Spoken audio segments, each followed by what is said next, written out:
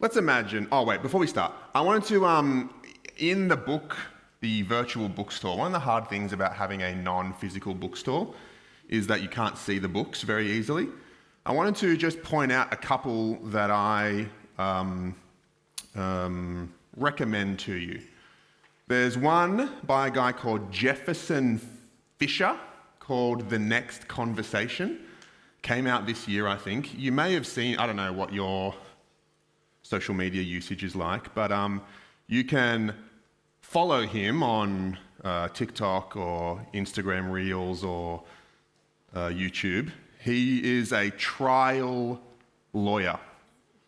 Does a lot of talking, does a lot of conflict, does a lot of training people to be able to endure conflict, when they're being kind of cross-examined in the courtroom, etc.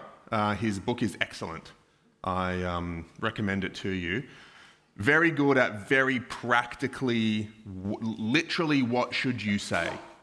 So not like how should we think about these things and what is the framework. Just literally like remember to say this. So if you like that kind of like real practical concrete stuff, that book.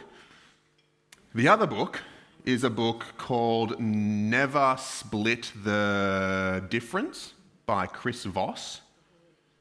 That book, he was a FBI hostage negotiator. And, we sometimes think, you want this and I want that. Well, let's just meet halfway. Whereas his job is like, there are 15 hostages in there. He can't say, look, why don't you kill 7 of them and I'll have the rest. Like he has to be like, I'm going to have all of those and you are going to kill none of them. And how does he do that? And so that book is about that. The point of it is kind of not so that you can get everything you want from all the people that you talk with, but it's more like that if there are 6 oranges and you need 6 and I need 6, well, what are we going to do? If we just say you have 3, I'll have 3, well, you need 6 and I need 6. So that doesn't help us.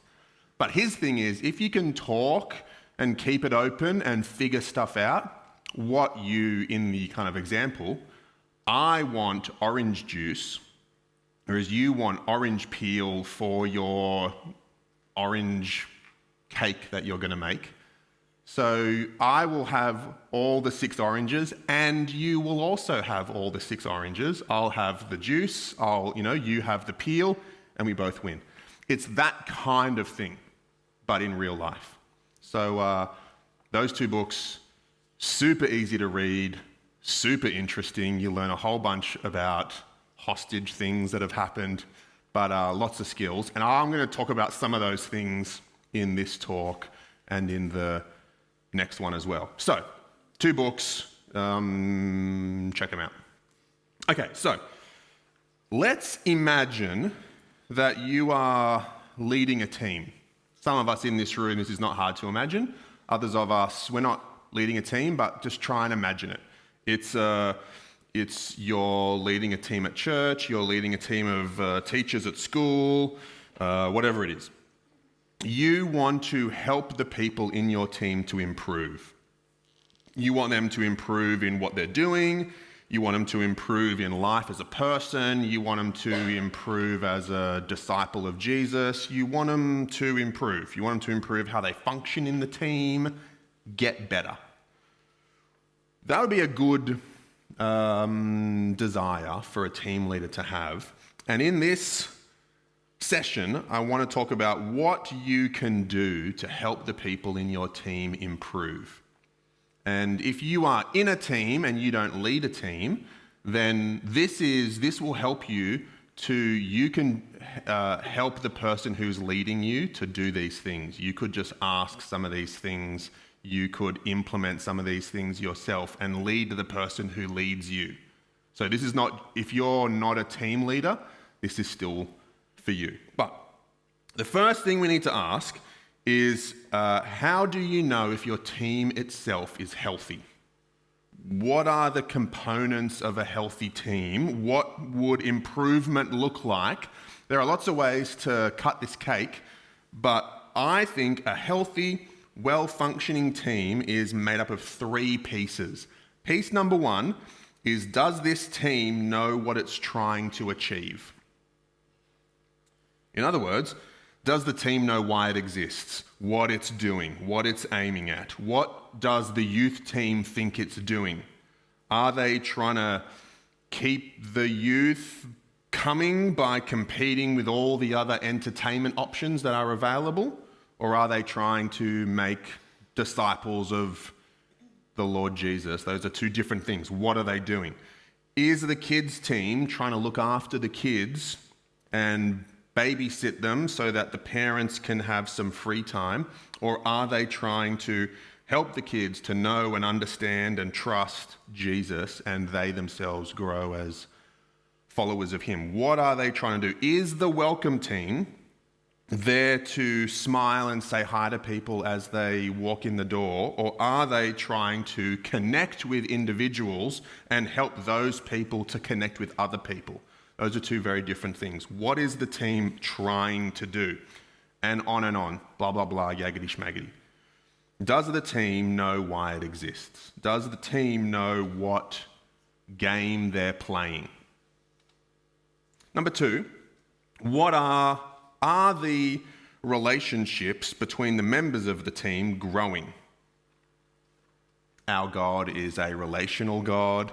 Our God is a God of relationships. He is a God in relationships. He's triune, which means that relationships are at the center of the universe, and they are the most real thing that exists. And so, of course, our relationships matter. They're important. Are they growing? But in particular, for a team, are we especially growing in trust and in humility? Because as we know from Patrick Lencioni's 5 Dysfunctions of a Team book, trust is at the very core of a high-performing team.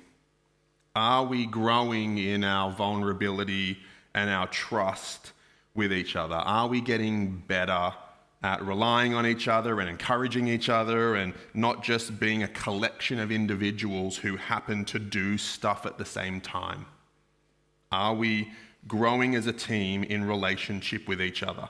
Number 3, do we know how and when we're doing stuff? In other words, are we getting better at the tasks and the jobs and the roles and the requirements of the things that we're doing?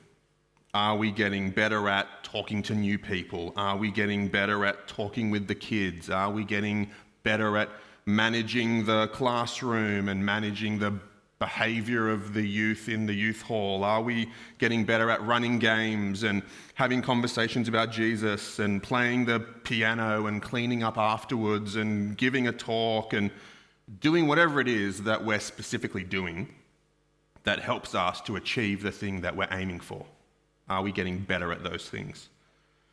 I think those are the 3 pieces of a healthy team. And if you're a team leader, you know, if you are good at, you know what you're trying to achieve, and you are growing in your relationships, but you're not very good at working out what to do, then you are friends with clarity, but you're not very good at anything. If your relationships are growing and you're good at doing the stuff, you don't know why you're doing it, well then you're still friends and you're good at stuff, but you don't know what you're actually trying to achieve. If you are good at doing stuff and you know what you're trying to achieve, but you aren't growing in your relationships, then you're high-performing strangers.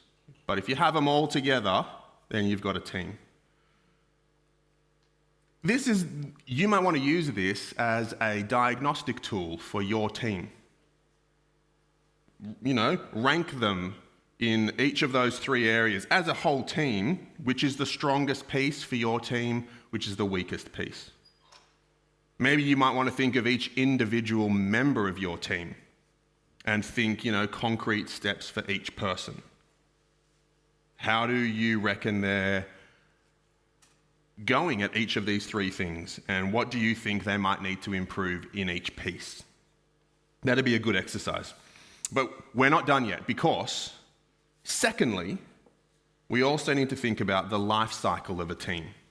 If we want to help improve our team and the people on our team, there's a famous model of the life cycle of a team that's been around for 60 years, I think. It's by a guy called Bruce Tuckman. He thought it up in 1965.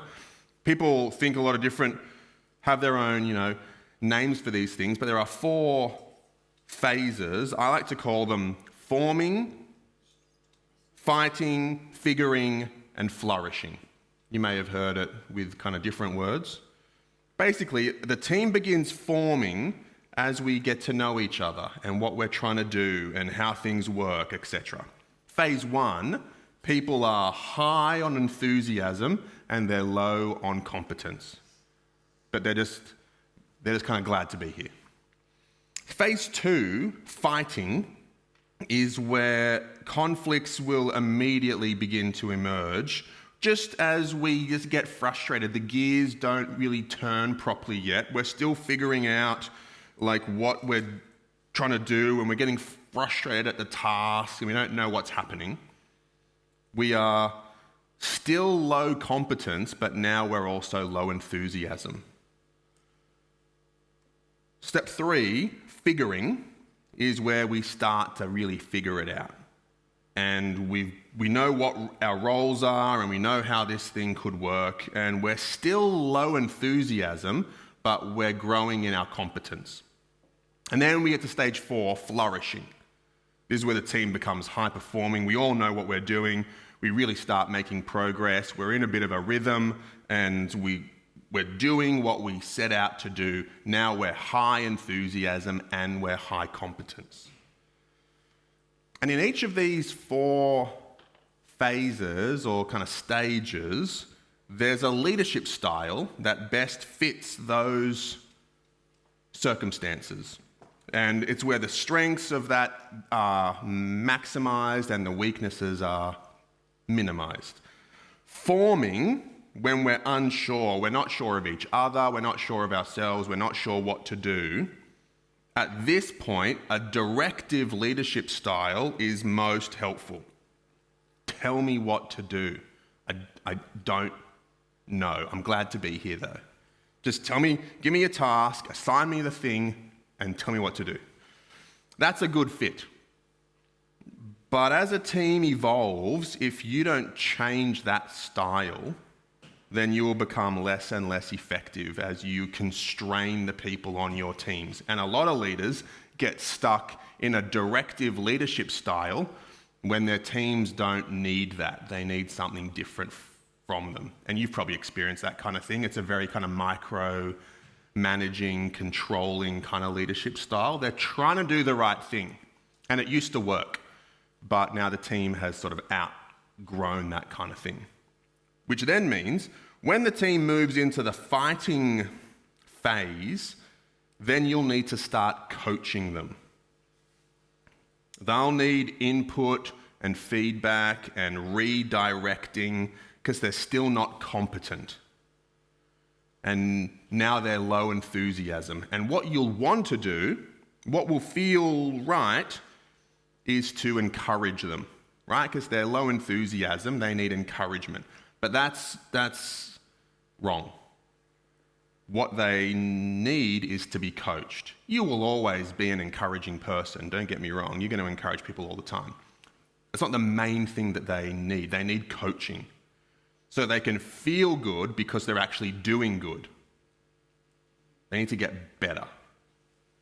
But as they start to figure it out and they kind of work out what they're doing and you've been coaching them and they're getting better, then they will need encouragement because their competence is growing, but they're still low enthusiasm. You'll need to tell them that they're doing well because they won't necessarily be able to tell themselves. They're not that competent yet to know what they're doing is good. But you know, and so you should tell them. Now that they're kind of figuring it out, you don't need to so much tell them the answers as much as sort of collaborate with them to help them kind of find new and different and better answers. And then lastly, as the team starts to flourish, you need to then pick, I think, between two options: enabling and initiating. And the people, they'll start to have their own ideas about what they could do or what it needs to be or how you could tweak things. And if they're good thoughts, then the team can then decide to implement them and you can enable all their kind of good ideas. But you'll also need to start to initiate some of that. You'll need to direct them into the areas to kind of point their expertise at that you see need to be improved. And you will then initiate some things and say, hey team, we need to work on this. Can you point yourselves at that and solve that kind of problem? Depends on your church and your ministry and your organization and the team and all that kind of stuff. But in general, initiating is better and stronger than being an enabler. They're both good, and you'll do both of them. But enablers, if that's the main mode, what that then creates is all kinds of stuff everywhere, and that they don't all fit, but this was a good idea, and that was a good idea, and that was a good idea, and that was a good idea, and we got all these good ideas, and we're doing all of them, but it's too many things. And the thing kind of becomes a bit of a mess. That's what happens if you have a primarily enabling leadership style. Initiating ends up with like a stronger product in the end, if that's your main mode. But you're going to do both of them. So what this means is, as a team leader, you need to change your leadership style. You'll have how you would like naturally lead. Maybe you're a natural kind of coacher. Maybe you're a natural encourager. Maybe you're a natural directive person. All these things are good in the right time. But as a team leader, you need to start learning different leadership styles, have different tools in your tool belt, and be able to deploy them based on where your team is. But even more than that, because the team is its own organism, it is made up of individual organisms, and they will also be at maybe slightly different spots than the team as a whole. The team as a whole might be flourishing, but old mate is new, and he's going to need a directive leadership style, whereas the rest of the team does not. That's very complicated. And, that's hard to do and be able to manage both of those things. It starts to become quite complex. But that's your job, to figure out how do I lead this and her when they're not the same thing. But the point is, you're going to be working with these people, and how do you help them improve depends on where in the life cycle of a team they are. People with high enthusiasm, low competence, they need that directive leadership style. They're ready to go, just tell them what to do. But then some people will then lose their enthusiasm, still be low competence, but we're getting better. You got to coach them to get better quicker.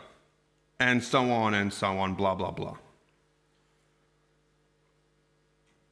So again, you might want to use this as a bit of a diagnostic tool for the people on your team or for your team as a whole.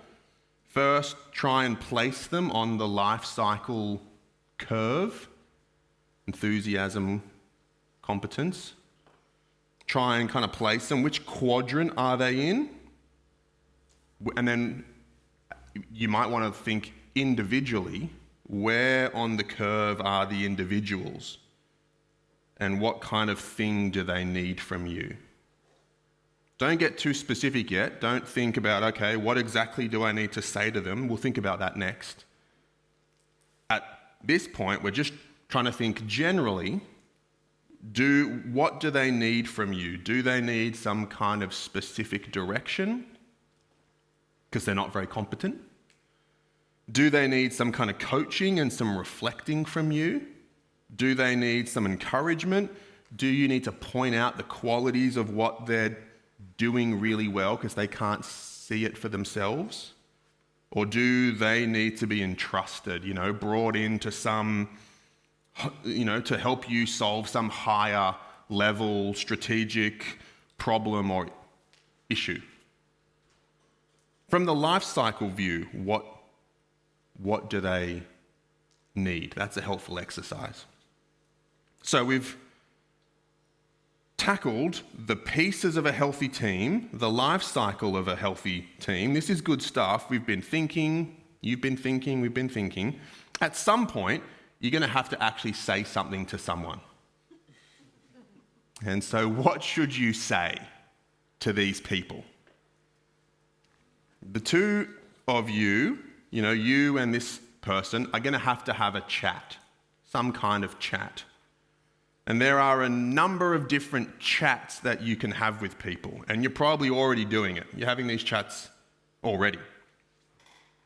But are you having all the good chats that you could be having?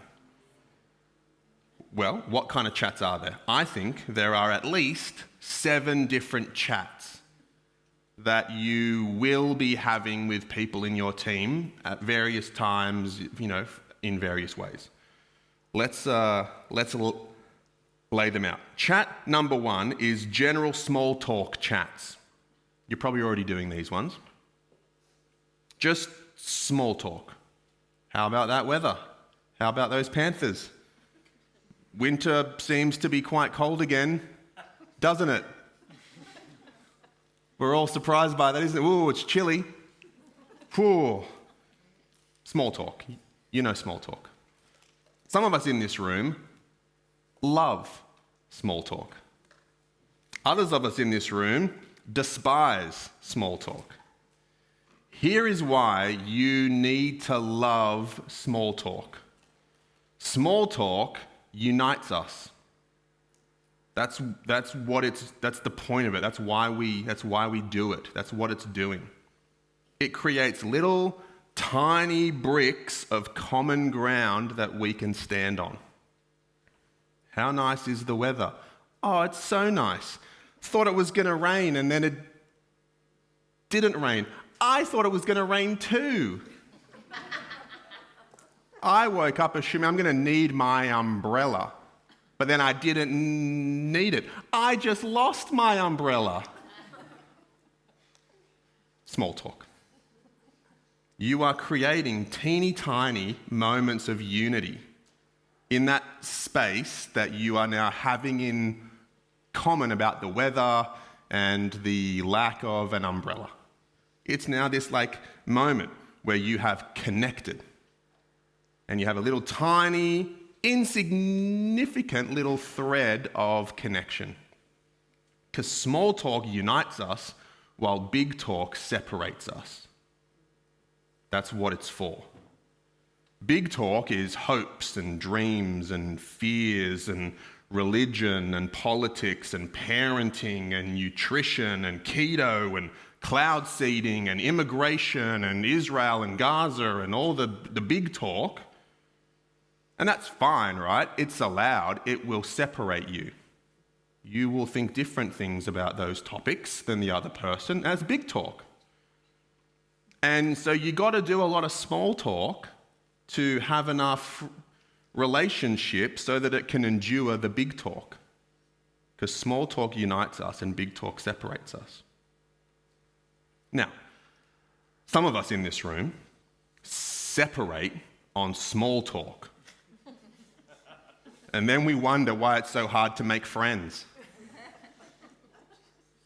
Isn't this weather nice? No, it sucks. I wish it was raining. I just recently lost my umbrella. Umbrellas are for losers. You should be wearing gumboots and a dry as a bone. I sometimes walk. You should run. It's better. You burn more calories. Right? You use small talk to separate, and you wonder why it's so hard to make friends. If that's you, this might be the reason. Instead of critiquing everything and having an opinion on everything and yucking someone's yum, focus on finding common ground in the things, in all that small talk. Small talk is for unity. But team leaders, you are doing small talk. You're probably already doing that one. Chat number 2 is life chats. Not just, how about this weather, but how's life? What are you up to? How's stuff going at work? How's stuff going at school? How's stuff going at home? How are your parents? How are the kids going? How's that sport that you play? How's the cat going? Life chats. How's life? Chat number 3 is the nudge during chat. The nudge during is a very quick chat. This is where you notice them doing stuff while you're doing the activity. It's during kids' church. It's during before church as you're welcoming people. It's during youth group. It's whatever. This is a little nudge that you do during when you see the person maybe heading off track and you just nudge them back on. Hey man, you got to hop off your phone. We're doing this. Hey man, there's a new couple over there, why don't you come with me? We're going to go talk to them. Hey man, leader plus leader equals no ministry. Let's, you and me, go find some high schoolers to go talk to. Just a quick nudge. That's chat number 3. Chat number 4 is I saw you do a good thing chat. This is where you notice them do something good, something that helped the team, or something that helped the team achieve its aim, or something servant-hearted, or something you admired, or something challenging, or whatever. Something good. You saw a good thing, and this is why you thought it was good. And you just tell them that. Just wanted you to know. I saw you do this thing, and this is why I thought it was good. And then in the teams I lead or that I help lead, I try and structure this into the way that we meet, whether it's our staff team at church or the youth leadership team. Just structure it in, make space for the whole team to try and notice good stuff and say good stuff. And I am not very good at remembering these kind of things. So if I can send a little text, if I remember it while I'm driving, I'll send a little text. Hey man, yesterday I saw you do this thing and it was good because of this. Because I forget too many things. But whatever it is, I saw you do a good thing chat. Chat number 5. This is the coaching chat. At some point, you got to have one of these. A coaching chat goes something like this. How do you reckon that went? And what would you do differently next time? Not complicated, but how do you reckon that went? What would you do different next time? So they do, the talk in kids' church, and it's not their first talk. If it's their first talk, they don't know anything. You just tell them, this was good, never do that again. But once they've done it a bit and it's time to coach them, then how do you reckon that went? What was good? What was not so good? And what would you do different next time? And if they say stuff that's good, then you say, yep, exactly. Couldn't agree more. Chat's over. If they're a bit off course, you might say, I don't think it was that bad. You don't need to beat yourself up so much. It wasn't as bad as you're kind of saying it was. I would just try and work on this one thing next time. You can not agree with them if they're not on the right track. How do you reckon it went? What would you do different next? And then give them, 1 or 2 specific things to work on.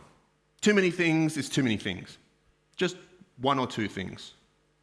I want you to try and work on this one thing. I want you to try and work on being on time. I want you to try and work on being encouraging. I want you to try and work on learning the kids' names.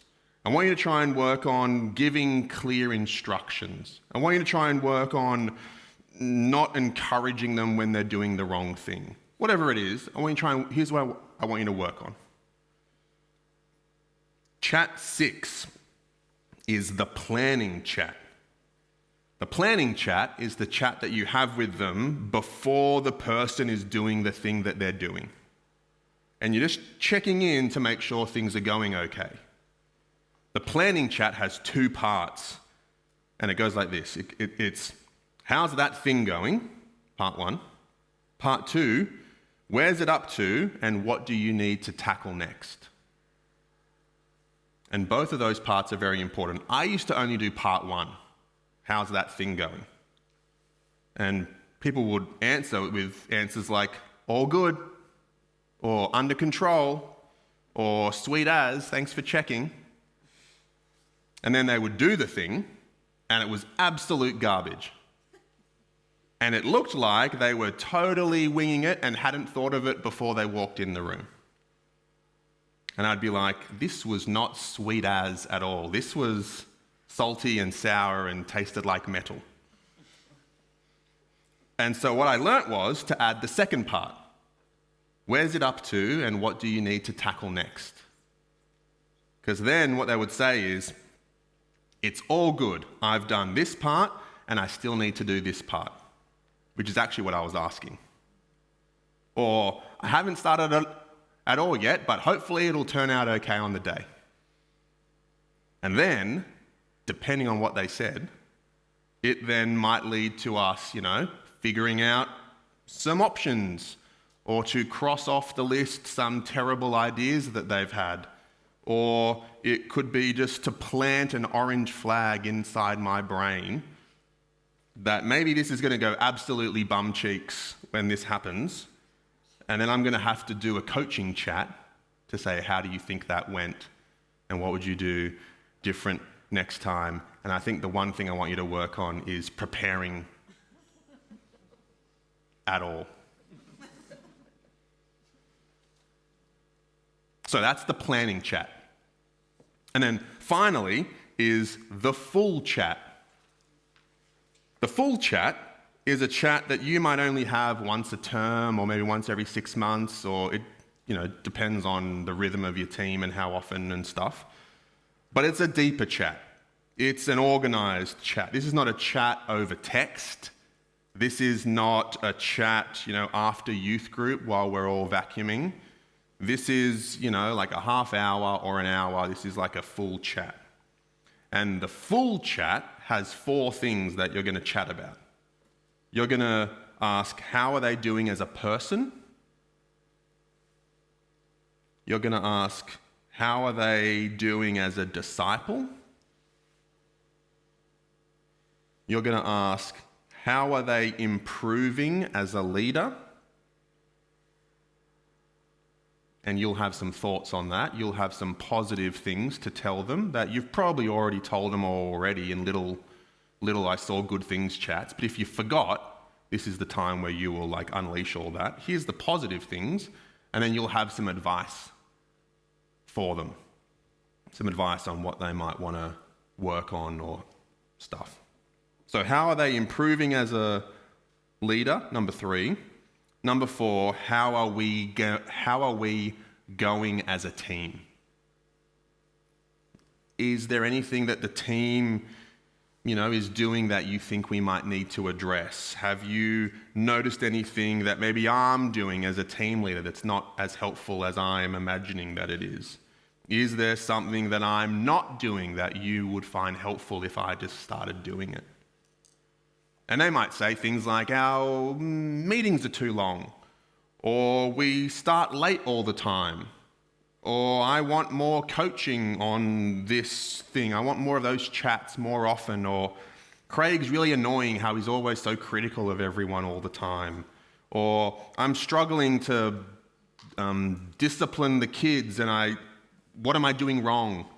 Or my friend asked me, why did God create Satan? And I didn't know what to say. What would you say? Who knows what they'll say?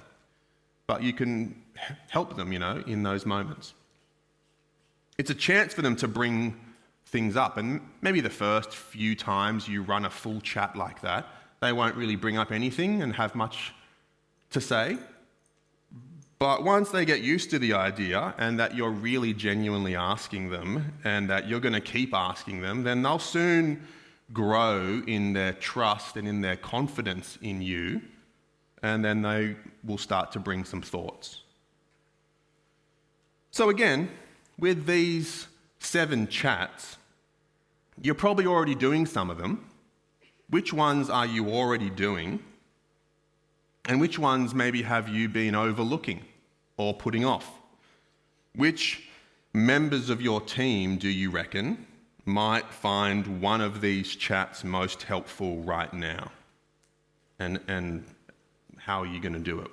Which one is it, and when are you going to do it?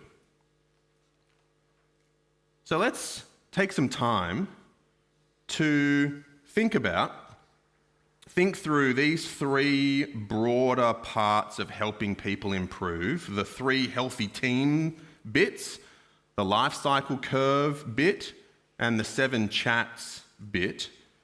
And why don't you spend some time just thinking about the teams that you lead or the individuals in those teams, or if you are an individual in a team, which of those things do you think you need from your team leader? And what concretely might you do to help people to improve? Let's spend time either, by yourself or chatting with the person next to you or near you, and we'll take a bit of time just to implement this kind of stuff. And then as you think about that, as usual, 1, 2, 3. What's the one key thing? What are 2 roadblocks? And what are 3 concrete next steps that you can take?